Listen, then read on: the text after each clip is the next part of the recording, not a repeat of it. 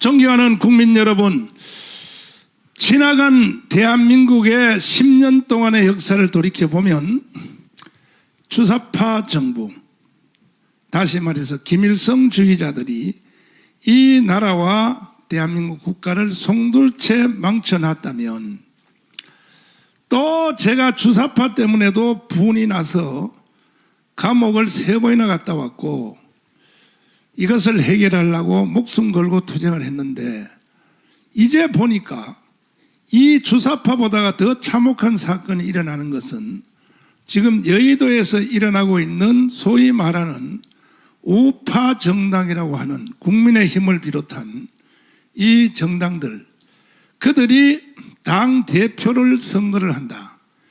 그리고 또 차기에 대통령에 나오겠다고 하는 여러 명들의 말들을, 워딩을 이렇게 보니까 거기서 단 한 사람도 이제 손상대 교수님이 말씀하신 그대로 그들 입에서 이승만과 박정희 얘기가 단 한 사람도 나오는 사람이 없어요. 그렇다면 대한민국이 무너지고 앞으로 대한민국이 가야 할 길에 대해서 아는 사람이 없다고 보는 것입니다.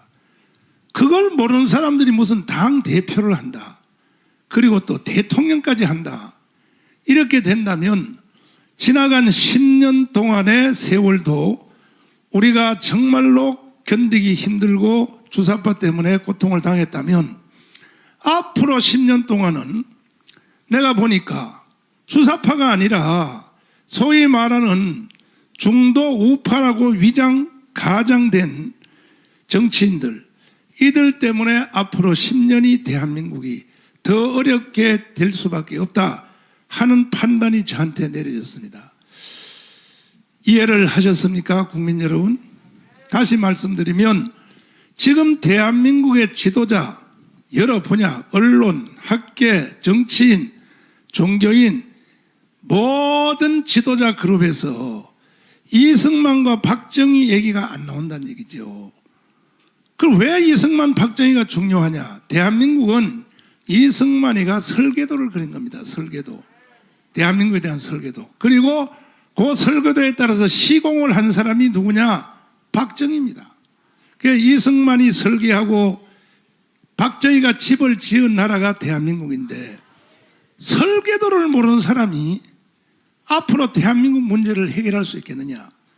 우리가 집을 다 짓고 중공검사 끝난 뒤에도 그 집을 지을 때 설계도를 왜 안 버리고 왜 그대로 보관하느냐?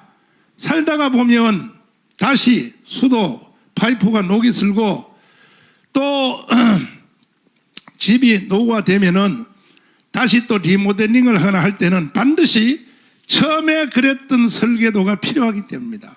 그래야 수도관이 어느 벽을 타고 지나갔는지, 전선이 어느 벽을 타고 안에 숨어 있는지, 이 설계도가 있어야 다시 재시공, 재리모델링도 할 수 있기 때문에.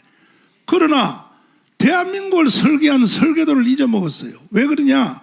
이승만, 박정희를 모르니까. 이승만, 박정희 모르는 사람은 설계도 없이 집을 지으려고 하는 사람과 같고, 설계도 없이 재건축하려고 하는 사람과 같은 것입니다. 그래서 저는 지금 또 새로운 고통을, 감옥 3번 갔다 온 것도 힘들었는데 그때보다 더 큰 고통이 지금 나에게 밤마다 밀려오는 것은 뭔가? 앞으로 대한민국을 책임진다고 하는 큰 소리 치는 사람들이 한 사람도 그 입에서 대통령을 한다는 사람도 그렇고 또 당 대표 한다는 사람도 그렇고 없어요. 여러분 보셨습니까? 이승만과 박정희의 설계도 말하는 사람 봤습니까? 그렇다면 그들이 앞으로 10년 동안 대한민국에서 정치를 하거나 뭔 짓을 해도 반드시 그 결과는 이번에 주사파 문화가 대한민국을 참혹하게 만든 것 같은 일이 반드시 일어날 수밖에 없다는 것을, 이런 모습을 보고 저는 이제 결론적으로 특단의 조치를 내렸습니다.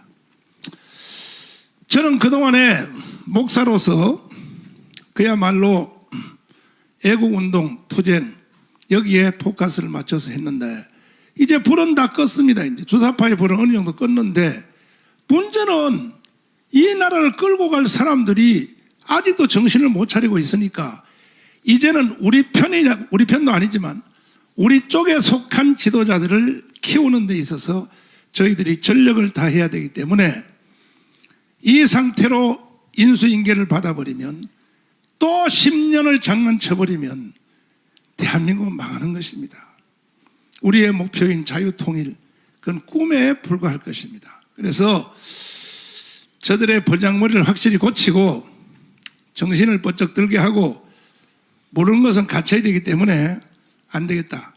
그래서 특단의 조치를 제가 내리기로 결심을 했습니다. 이 사건은 이 구체적 내용은 다음 주에 구체적으로 발표하도록 하겠습니다.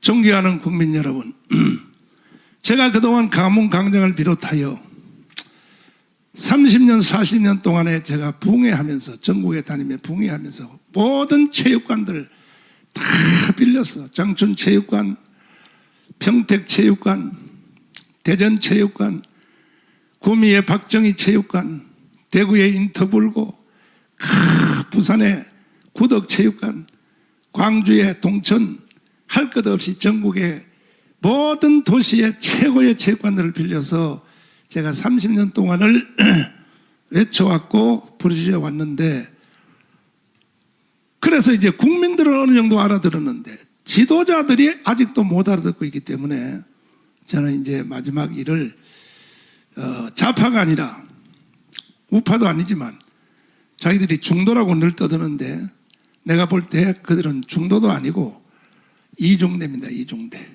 문재인 이중대로 전락한 이 스스로 자유우파라고 하는 그들을 제가 정신을 바짝 차리게 하고 똑바로 가르치는 일에 전력을 다하려고 합니다.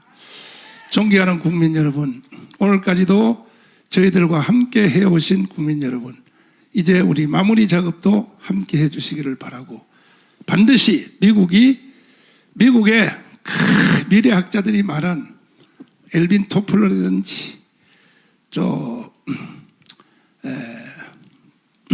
조지 프리드먼 박사라든지 하버드 대학 경제학 교수 로버트 페로라든지 그 미국에 있는 학자들이, 아이비리그 학자들이 2050년도에 가면 한국은 G2 나라가 된다라고 저렇게 예견 내지는 예언을 하는데도 주인공인 우리 국민들이 아직도 정신을 못 차리고 있다면 이건 비참한 것입니다. 우리 함께 해서 그들의 예언 그대로 우리가 세계 G2 국가로 나아갈 수 있도록 여러분 함께 해주시기를 간절히 부탁을 드립니다. 감사합니다.